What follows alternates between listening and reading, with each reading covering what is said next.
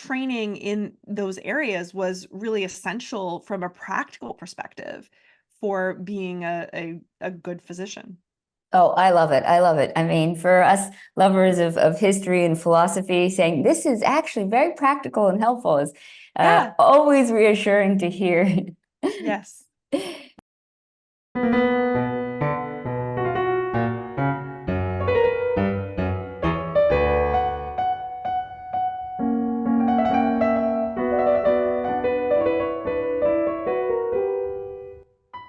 Who was Galen? One of the most extant writers of all time from the ancient world, he's considered a Greek, a Roman, a doctor, and a thinker.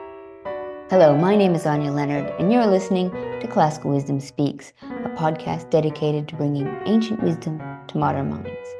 Today's conversation is with Katherine D. Van Schaik, MD, PhD, MA. She is a faculty member in the Department of Radiology and Radiological Sciences at Vanderbilt University Medical Center, with additional appointments in the Department of Classical and Mediterranean Studies and the Department of Electrical and Computer Engineering at Vanderbilt.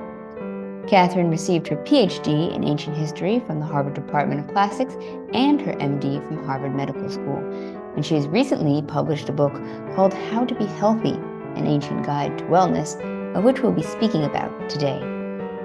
But before we begin, a quick shout out to our Classical Wisdom members. Thank you so much for your support and for being part of our wonderful community. Now, what advice can we take seriously from Galen? I think it's so interesting. You've written a book about Galen, and I think he might be somewhat familiar for some people. Probably more people in our audience will know him, but I think no matter what, it's always good to sort of start us off with a brief overview of this man who was, as described as a Greek, a Roman, a doctor, and a thinker.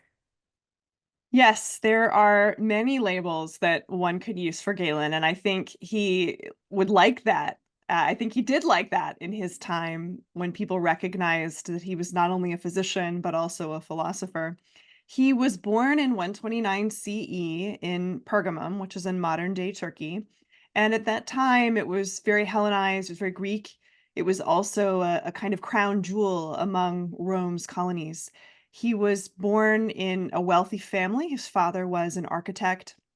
So he's living in this wealthy family in a very cosmopolitan atmosphere, and his father was very invested in his education. Galen speaks very fondly of his father and the attention that his father paid to ensuring that Galen had access to some of the best philosophers and tutors who were available in that area. And Galen is also he recognizes his father's commitment to ensuring that Galen had access to a variety of perspectives in terms of different schools of philosophical thought.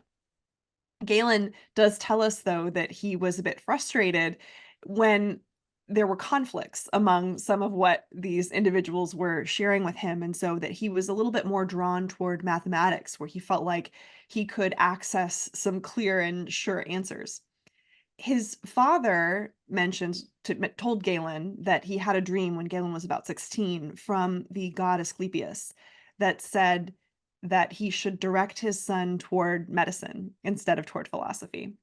And so Galen's father, Nikon, heeded this advice and sought out multiple physician tutors for his teenage son. And Galen describes that his father took the same attitude toward selecting his physician tutors and chose individuals who represented different schools of thought and practice. And Galen learned from them and accompanied them to see patients, and then acquired the tenets, or learned the tenets of these different schools of thought and practice from these individuals in Pergamum. It's so fascinating how this is, I think, a point in the ancient world that we don't relate to or think about as much, but there's many times when dreams sort of change the path of history because they interpret them so solidly. And we have accounts of Roman emperors also sort of taking their dreams very seriously as an action. So it's just sort of interesting to think that if Galen's father hadn't had that dream, what Right. path he would have taken. Yeah, it's fun to think about. And Asclepius in particular was known for interacting with patients through their dreams. And so this is a particularly appropriate medium for the god of healing as well. And there was a very large temple to Asclepius in Pergamum, one of the largest in the Greco-Roman world. So he was very much part of the social, cultural, and religious fabric of the world in which Galen grew up. And so maybe that also was part of why that particular dream would have had particular strength of force for Galen's father and for Galen himself. So we're now he's about age 18, 19. His father dies. He comes into his inheritance and he decides that he wants to do a little bit of a study abroad, we might say. And so he left Pergamum and traveled around the Mediterranean for the next 10 years, stopping in places like Alexandria that were renowned for the medical education that had been provided there. It was a center of medical learning, of anatomical learning specifically. And on these travels, Galen tried to find his teacher's teachers and tried from Pergamum, in addition to going to places like Alexandria, in addition to collecting herbs and rare earths that he had, rare earths and earth metals and various pharmacological agents that he had heard about from his teachers. So he's accumulating these as he's traveling around the Mediterranean. He makes it back to Pergamum after about 10 years of travel. He has now had this incredible education. It's probably in some ways equivalent to a modern American medical education, especially if one throws a PhD in there too. He's in graduate school, so to speak, for a while, and then he has advanced training, maybe analogous to residency. I mean, it's a bit of a stretch, but it does merit mentioning that he really was in a kind of training and learning phase for a very long time. And then he returned to Pergamum, and there was an opening for the job of the physician to the gladiators there. And he tells us that in front of the chief priest who was helping to make the decision about whom should serve in this role, that he cut open the belly of a monkey and he challenged the other competitors for the position to replace the entrails and sew this poor creature back up. And they were also flabbergasted. He says no one attempted it, but of course he did. And then he was successful and he then obtained this job and was very successful at it, much more so than his predecessors, he tells us. Yeah, And and this that would be display, amazing time to right? practice. Like, I mean, you have all these mutilated people, I imagine, broken bones. Like, that would be like the equivalent of spending a lot of time working in an ER, I imagine. A little bit. It's also, I would say, more like an orthopedic surgeon for an elite sports team, because these were elite athletes in a way, and they were very expensive. And it wasn't just about treating their wounds, it was also facilitating their diet and their training, which he did and which he describes. And so it was really more of a comprehensive Wow. position Yeah. in addition to dealing with traumatic injuries and sewing them up and knowing the right way to stitch a muscle. And it was very comprehensive, which I think suited his interests and also his developing skill sets. That's amazing. Yeah, I wouldn't have just envisioned how holistic it would have been. It was. And that again, we'll maybe come back to this in a little bit, but that's part of why I think Galen is so valuable, because we use this word holistic today.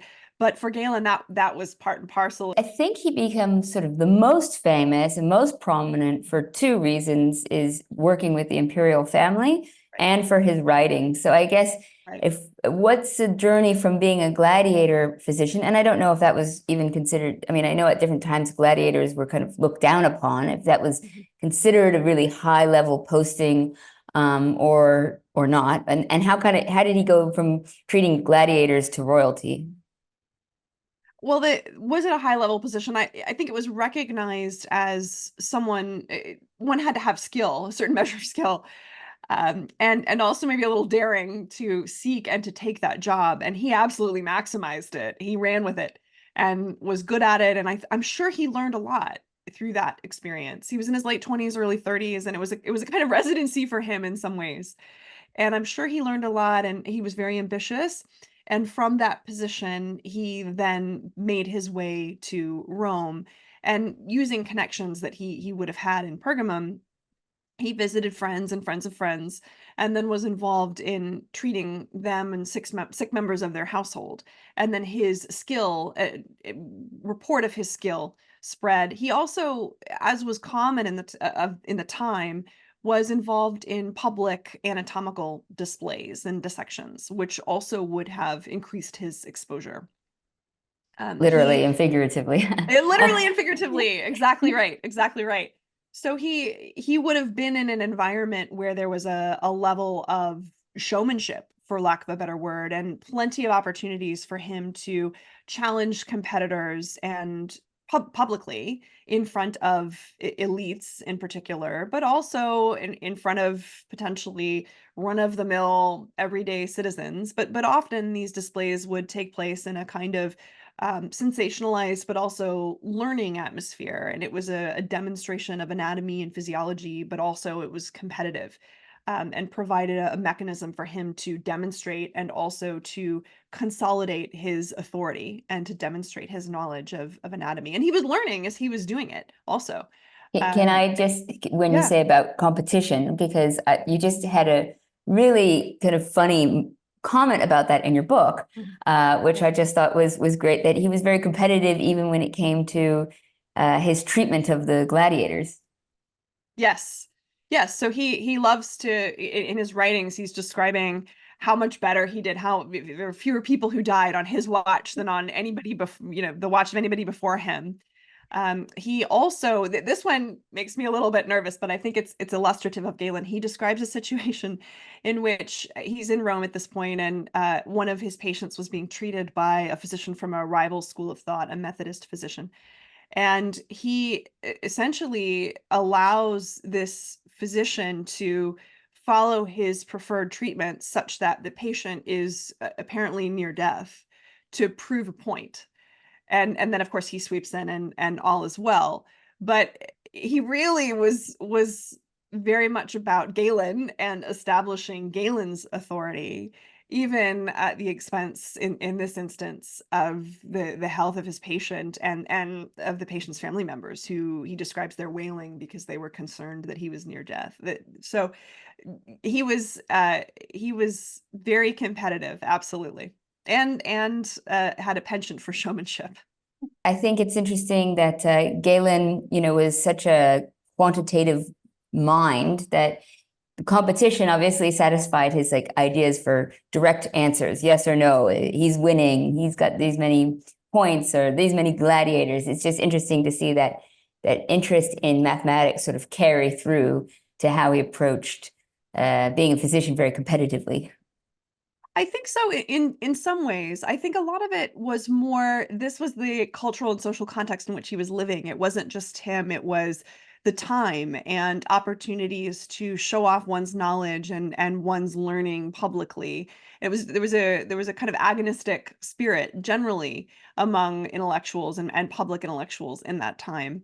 And I'll also say too, within medicine, within the technical fields generally, there really was no way for one to establish one's credentials aside from potentially saying I studied with this person or with this person. But a lot of it was, there was no licensing exam, there were no boards. And so these kinds of displays were a way that one demonstrated one's competence.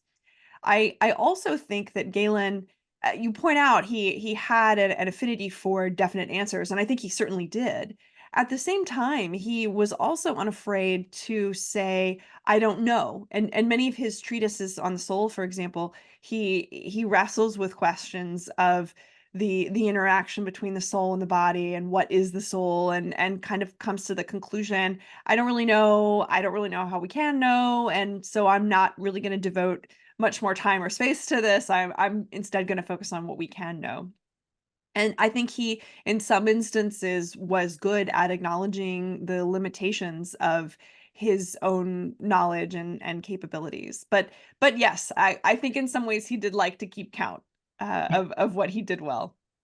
That's amazing to see that he kind of wanted to contemplate what the soul is. That Yeah. again, to the point of him being a philosopher and a thinker and not just a doctor. It's kind of an interesting insight into the man. It is, and obviously he wrote a text called that the best physician is also a philosopher, and very much considered the his philosophical training as a crucial part of his identity, and was very pleased when individuals commented on his skill as a philosopher. He really viewed these aspects of his training as complementary and in many ways as essential for his skill as a physician. I think in a modern context, we have these very pronounced silos that separate disciplines. In Galen's world, this wasn't really how one would have approached knowledge. I think it was a much more integrated environment. And so his assertion that the best physician is also a philosopher really is more a an assertion that it's important for one to have broad learning, and philosophy is a kind of way to describe that. He was very rooted in the works of Plato and of Aristotle, in their explanations of the natural world, including human physiology. At the same time, there are also discussions in the works of these writers about the soul and the nature of the interaction between the body and the soul. He also was very rooted in Stoic philosophy. I mean, he had a very broad philosophical training, which included instruction in approaches to knowledge and classification of knowledge. For Galen, this was essential in thinking through how one might diagnose a disease that one had not encountered before. How would one make sense of that and fit it into an existing framework of diagnosis and prognosis and therapy? Philosophy and more theoretical approaches to the natural sciences and the natural world and human physiology were ways that one could make sense of these unknown observations. And so for him, training in those areas was really essential from a practical perspective for being a good physician. Oh, I love it. I love it. I mean, for us lovers of history and philosophy, saying this is actually very practical and helpful is Yeah. always reassuring to hear. Now, I think one of the other amazing things about Galen is just the sheer amount of Oh, yeah. writing. And I read in your book the line that 10% of all extant work from the ancient world before 350 CE is Galen's. I was blown away. I could not believe that we had so much of his work and that it is such a high percentage. Is there any way that it's sort of like all the things that were attributed to Hippocrates, just his school medicine, or is it all definitely Galen's work? Was he just so prolific and just so preserved? Exactly that. So prolific and so preserved. And I would add another P. He was very prolix. So he would just write and write and write. But I what I think is and that's an accurate statistic. And we're still finding more Galen. And what I think is remarkable about that is think about, well, he wrote a lot, right? But think about the effort required to preserve ancient texts. It required hand copying using pretty expensive materials, and then a place to preserve those hand copied texts over hundreds of years. And so the value accorded to these texts was quite high. And not only were existing texts preserved, but they were copied many times, right? So obviously there's going to be a certain amount of attrition in whatever's copied, but there was a sufficient number of copies to help ensure survival. And I think it's because these texts were considered so valuable. What is more valuable than health in many ways?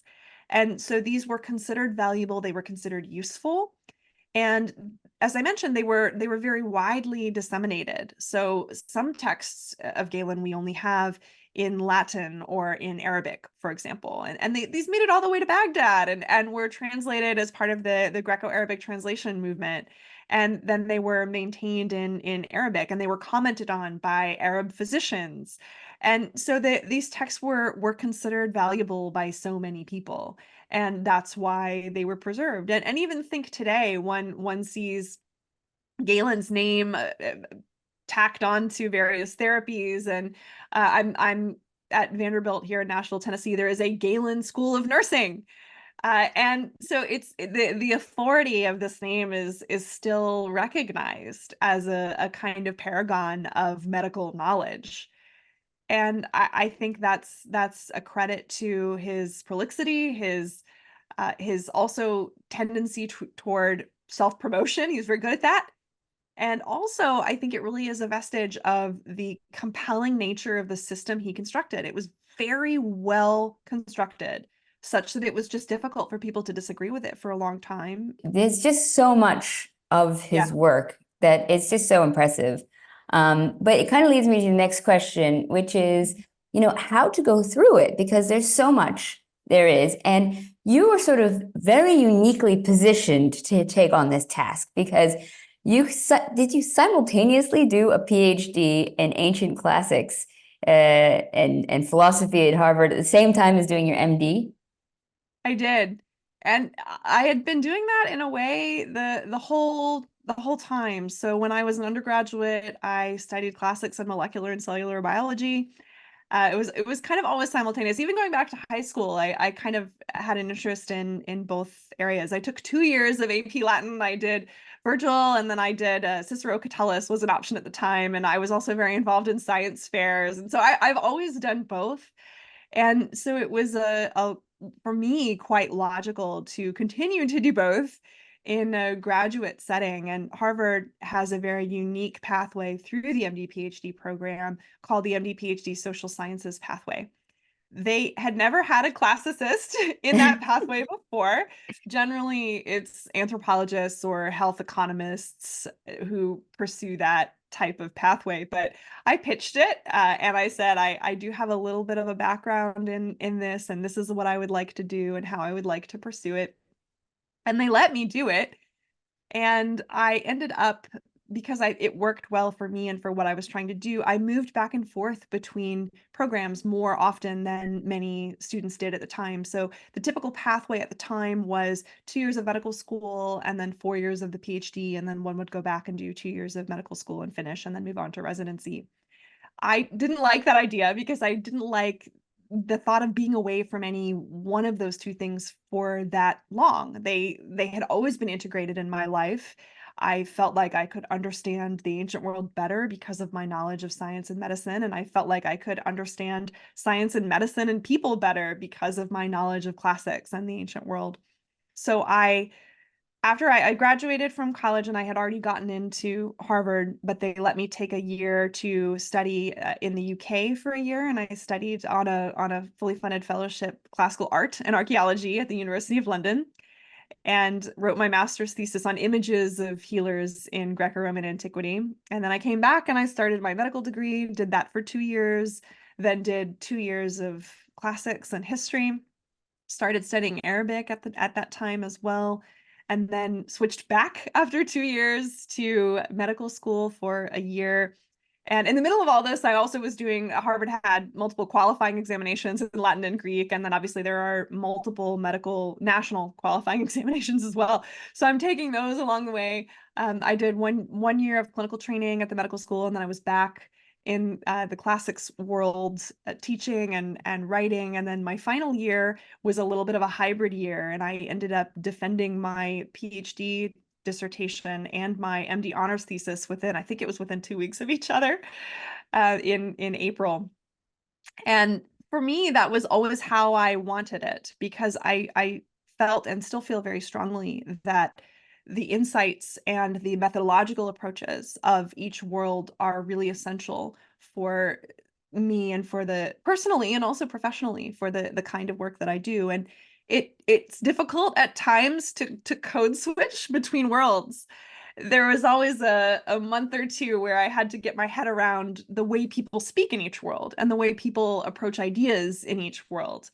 But those for me, and I came to learn this because I switched so much, were periods that were so fertile. I would come back to my work and I would think, oh, I can approach this problem this way, and no one's thought about it that way before, because I was just at this crossroads and forced to confront patterns in my own ways of thinking.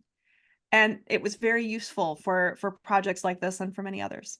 Well, I have been saying this for years that I speak to so many academics, and There's some that love just going into the niche world, but I've spoken to so many who lament the fact that there isn't more intersectional kind of studies, and that they're not allowed to sort of bring in the different fields of interest, because I do think it is exactly that. It makes for very fertile ground for ideas.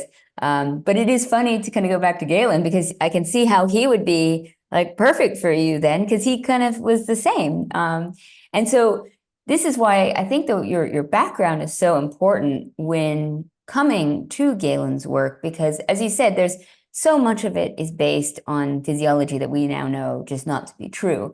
So how do you sort through, all of this work and decide what is useful, helpful information? What should we be learning from Galen? What's the stuff that we should be like, okay, he got that one right? I pitched this to Rob Tempio at Princeton University Press. He's the editor of the series in 2019. And I said, I'm your person for this, because a lot of Galen is not something that you would advise somebody put into practice in their daily life. And he really liked that idea. And I had read enough Galen, obviously, at that point, that I knew that there would be a lot that was useful. At the same time, I had to think about, as exactly as you said, how do I go through Galen and find what would be useful and also what would be of interest to a modern audience. And practically speaking, I really started with titles. I had read so much of Galen at that point that I also knew a fair bit of content, but it was pretty easy, certain texts, to say, okay, I'm not even really going to look there. And then as I thought through the problem, I found that the texts tended to fall into two or three categories. So there was one category of his medical texts that would have useful advice. So exercise, for example, and then also kind of a subset within that category, the treatises on we would say mental health and the treatment of the soul, I think are also very useful. And then the other category was a little bit harder to grapple with for a lay audience, and that was his definitions of health and disease, his overall approach to how we think about normal and a diseased state, and the tension between the particular and the general, between a generalized way of treating patients and then the recognition that every individual is different. But at the same time, our physiology is still similar enough, right? That we can have a certain standardized treatment. And more on that, because precision medicine is a whole thing, and I've thought a lot about that as well with regard to this project. But so thinking through how I was going to choose text, as I said, I'm doing this initial reading, and they're falling into these two buckets of more of a theoretical approach to health and disease that I think would be useful, and then the kind of more practical advice. And that was born through in the book. Interestingly, I started, actually, the book flip-flopped. So I started with the theoretical approach to health and disease because I thought it would be an important way to lay the foundation for what Galen was doing. And then I ended with the psychological treatises. And a couple of physician friends, whom I've mentioned in the preface, read it, and they said, we just totally got lost in the philosophical stuff. It was interesting, but what is he doing, and what how do we make sense of this? And everybody loved the psychological texts. And so I thought, maybe to make the book a little bit more approachable, I'll reverse it, and we'll start with the psychological texts. And then if people want a little bit more insight into his thought processes, then we'll finish with the harder, more theoretical texts at the end. And at that point, people also might be more willing to give him a chance and see how he ended up developing the systems and ideas that he did. So that was a little bit of how the book came together. Rob was very patient, I should add. I pitched this in 2019. The world was very different in 2019. Especially when And it comes to health. exactly. And I was a resident at the time.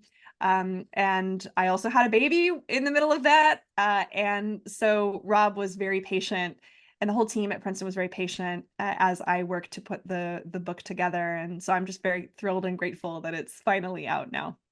I know the book process is always a much longer process than I think people and the writers even realize. I mean, it really is. Yeah. So I can't imagine throwing in a pandemic and a baby at the same time while being an active physician. That would be Well, a resident as well. It's medical training in the United States is really terrible. Galen would like it. It's very rigorous. And so that was part of the added challenge. But as I said, they were very patient, and in so many ways, I'm very grateful that I was able to continue to work on the book through that process, because it certainly did affect how I presented the translations and the texts and some of the notes as well. So now, without giving away too many spoilers, Mhm. perhaps you could just tantalize with a few tidbits of kind of features or medical descriptions and Mhm. advice that he got really right, that is valuable today, that we say, yeah, Galen, he got that one right. I think his texts on the soul and on self-improvement and on coping with loss are absolutely right. And I've included this text, describes a process by which one might seek advice for self-improvement from a trusted friend whom one knows to be of strong and resilient character. And he concludes that section by saying it's never too late to try to make yourself better. And this is all from a kind of mental health perspective. And I think there's so much to be said for his commitment to that idea. And he certainly lived it himself. He probably thought he had less improving to do than most people, but he clearly worked very hard, and I think in some respects outworked, at least he tells us he did, outworked a lot of his rivals in his dedication to learning and in the patients he saw.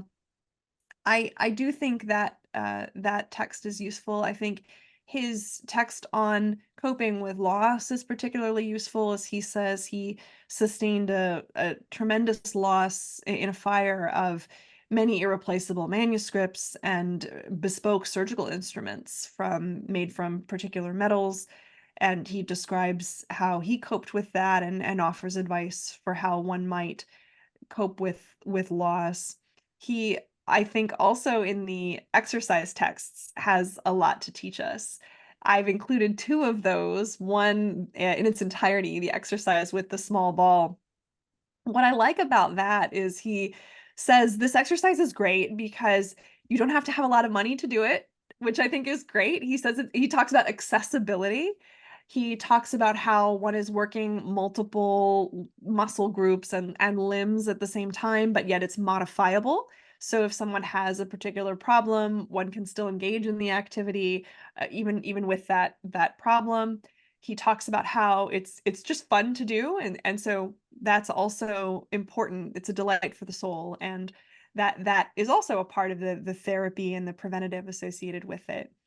There also is an element of one is doing this with other people, and he doesn't really discuss that specifically, but it's something that struck me as I looked through these texts, that his discussion of, for example, self-improvement and then also of exercise really almost always involve interactions with other people. And I think that's also an important takeaway for us today. That's fascinating. And it's interesting. I live down here in Argentina, so football or soccer is, Mhm. the sport, but it Yeah. is wherever you go in South America or in Africa or places like that, you only need one ball for like 20 kids, Yeah. and people will be very inventive with what kind of ball they can find. It might even be like plastic bags tied together to practice still. So, I mean, it's just amazing to Yeah. see that kind of in practice literally all throughout the world today. And it's definitely absolutely part and parcel of a lot of cultures. Yeah, it is. It is. And he does talk about that. He says that other activities like hunting require a lot of money and preparation and time, but with this, you can do it anywhere. And it's as I said, it's modifiable. And he says that one can, depending on one's age as well, modify it. And he talks a little bit about the strategy of it and how that's useful as well for mental training. So it's just, I think, a very sweet, fun text, and I enjoyed including that one. his texts on diet, I think they're, again, because many of them are based on a humoral system that we no longer subscribe to, I think they're limited, but I did include some sections in which he describes how different kinds of food can be useful depending on one's particular medical condition. And that's still very true today. And so I think the recognition that diet can be both a preventative and then also something that's modified in the context of illness is still very useful advice. Now, what were some of the things that he got really, really wrong? I mean, either So many. comically or there's some too that people who maybe aren't doctors would read and say, "Oh, that's good advice," and you're like, "No, no, no, please don't do that one." Well, so he's very against consumption of fruit. He had a bad experience with some fruit himself, and as a consequence, really only ate grapes and figs, I think, only in small quantities. He also was not too keen on running because he's probably right about this. He said that it only works one muscle group in one way.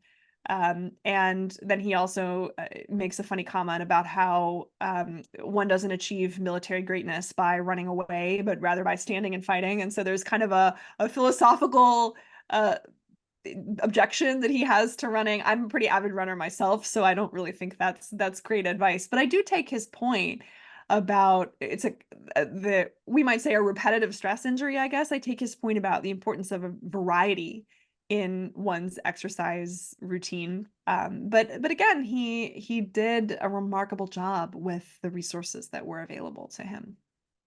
Now, Catherine, you've been so generous with your time. I know we're running out, but I do have one last question, Yeah, yeah. and I think it's just so fun that you have such different backgrounds, and you've written a bit about spending time in crypts and catacombs.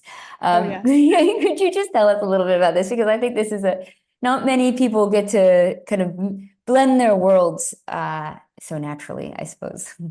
Yes. Well, it's been a fantastic adventure and continues to be. So the way I ended up in crypts and catacombs really started in college. I was writing my undergraduate thesis on Christian catacomb art, which I liked because it was a kind of it was early in Christianity, and there was a lack of an iconographic vocabulary, and so they're pulling from existing pagan traditions, and I just really liked that um, kind of interdisciplinary, I guess, for lack of a better word, or the sort of syncretic mess that those early images were. And so I visited quite a few catacombs in Rome, and again, keep in mind I'm in college, so I'm headed toward medical school, and I see there's some skeletons still in some of them, and I'm thinking, well, that's kind of interesting, and I sort of file that away.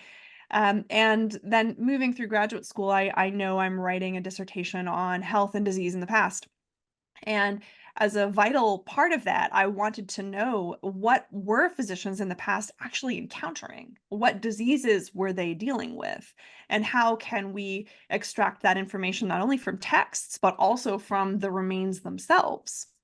And so then I started to pursue this field called bioarchaeology, which is the scientific study of human remains from the past. And in the process of that, encountered a really interesting question that anthropologists struggle with, which is how to identify the age of death of an individual who died over the age of 40. So it turns out it's actually really hard to do.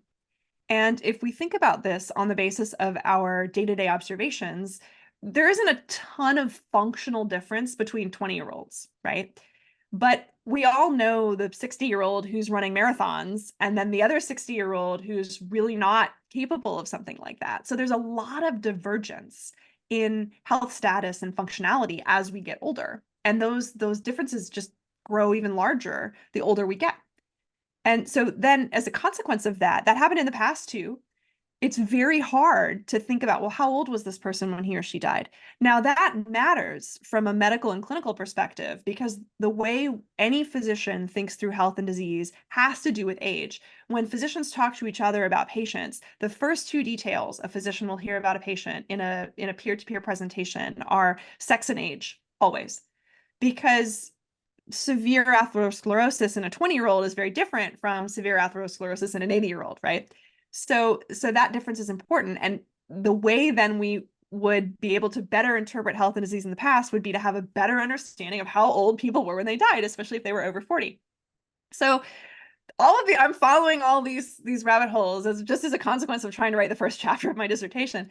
And I thought, okay, what can I do with my knowledge and experience that would contribute toward helping to answer this question of how old people were when they died? And I was headed toward radiology in part because I've worked with people who do CT scans of mummies, and I study those as well. And so it was kind of a natural fit. So I ended up working with the Museum of London with a known age collection. So these are individuals who were found in lead coffins, and so they have their date of birth and date of death on their coffin plates. And that's important because then we don't have to try to speculate how old they were when they died. We actually know. And studying those individuals from an anthropological perspective, and then also using the tools of radiology. So we took a portable X-ray unit down into a church crypt in London in July during a heat wave. It was actually quite cool down there. It was the coolest spot in the city. And took close to 2,000 X-rays of bones of these individuals, and then studied them alongside with what the anthropologists had the conclusions they had come to from just gross inspection of the bones.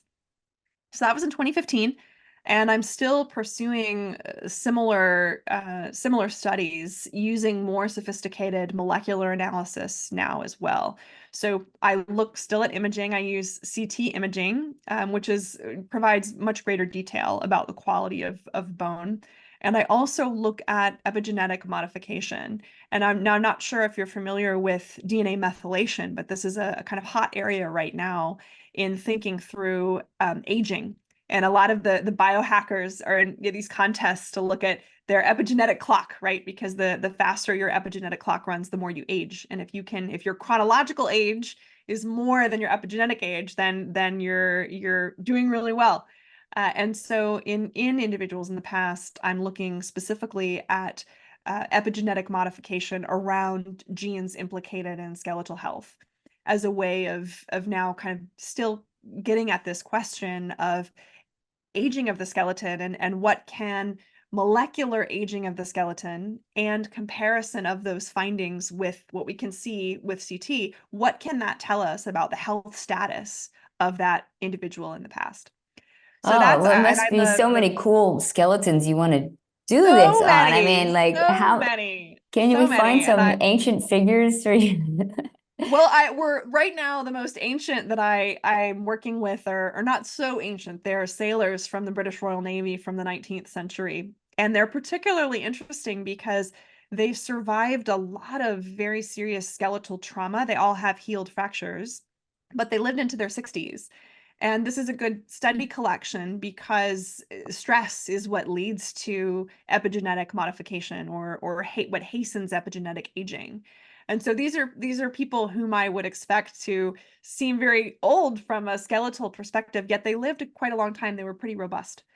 So it's teasing out some of these questions related to how we age with a specific focus on aging in the skeleton as a way to help bioarchaeologists understand more what they're seeing in human remains. And I'm the principal investigator on a National Science Foundation grant that's pursuing these questions. And so I'm just really thrilled to be able to do that, and to use my knowledge from radiology to then help answer some longstanding questions about health and disease from a more material perspective, not looking just at the text, but also looking at human remains as well. Oh, well, sounds absolutely fascinating and exciting. It sounds like you have quite a lot on your plate, I must admit. There is a lot. There is a lot. I think there's just I'm fascinated by the people who lived in the past and what they can teach us today. And as I think we've discussed quite a bit over the last hour, I see so much of this as very integrated. The questions and the way we structure knowledge, the way we think about health, the way we define health, the way we live our lives with various health problems or various conditions. And I don't really see disciplinary boundaries, and I like to be able to bring insights from one field to another, to just answer questions, to ask and to answer questions, and then to work with great colleagues and students, and then to share what we find with the world. And I'm really grateful to have the chance to do that. Very well said. Well, thank you so much, Catherine, for taking the Yeah, time. And I'll put links to your book below, How to Be Healthy, thank you. so everyone can learn a bit more of the wisdom from Galen. Thank you so much, Anya. I really appreciate it.